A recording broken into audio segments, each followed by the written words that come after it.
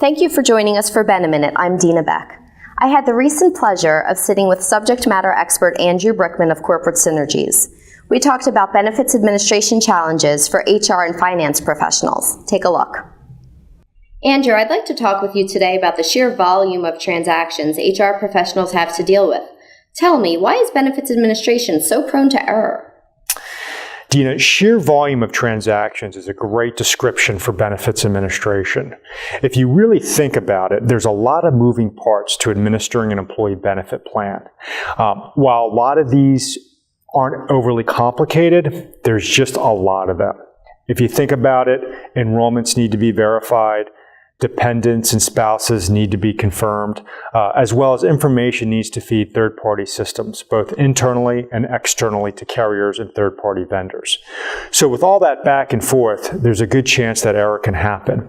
And when you start factoring in the complexity of healthcare reform and everything that a company needs to do to remain compliant with the ACA, it really does burden an already overstressed and overtaxed staff. Now, can't companies just purchase technology to mitigate risk? Do they really need a third party to handle this function? You know, in certain cases, technology is a great fit and can really help an organization. In other cases, it isn't. You know, where a company may not have the expertise or may not have the staff to get a technology working optimally, technology could create more work than it alleviates. I think of a situation that we worked with one of our clients. They were a large organization. They had several thousand employees dispersed throughout hundreds of locations in the United States. We started talking with them. We identified numerous benefits administration functions that weren't happening timely and weren't happening or not happening at all. As a result, the company was significantly exposed to risk and error. In that situation where the organization didn't have staff and didn't have expertise, the technology would have not helped them at all. Okay. So I see how valuable that personal consultation was. Did you end up recommending something specific to this client? We did. So in addition to implementing a technology that made it very easy for the employees to enroll in benefits, as well as streamlining a lot of the core ben admin functions, we wrapped our expertise around the technology so that we made sure that every function that was critical to benefits administration was happening timely.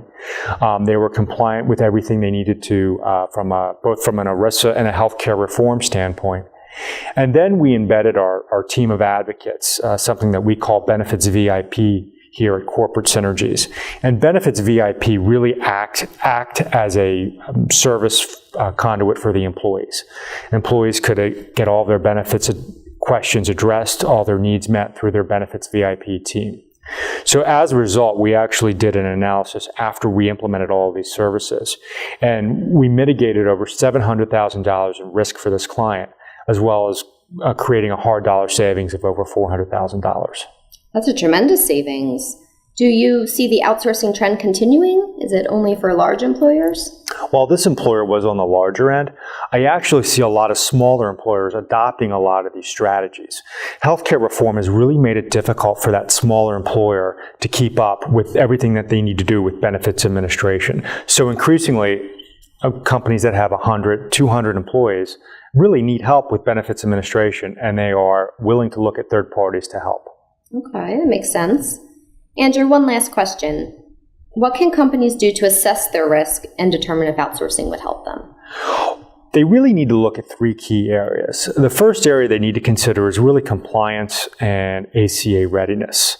The next is technology. What types of systems do they have in place? What do they need to meet their needs? And then finally, they need to look at processes and workflow. They need to make sure that everything is running efficiently and effectively. Once you look at all three areas, then you really have an understanding of what's happening and then what solutions you need to go out in the marketplace to look for to help. Okay. And Corporate Synergies can help organizations with that exposure analysis. Absolutely. That's something we do as a best practice here. Great. Well, thank you for your insights, Andrew. Thank you, Dina.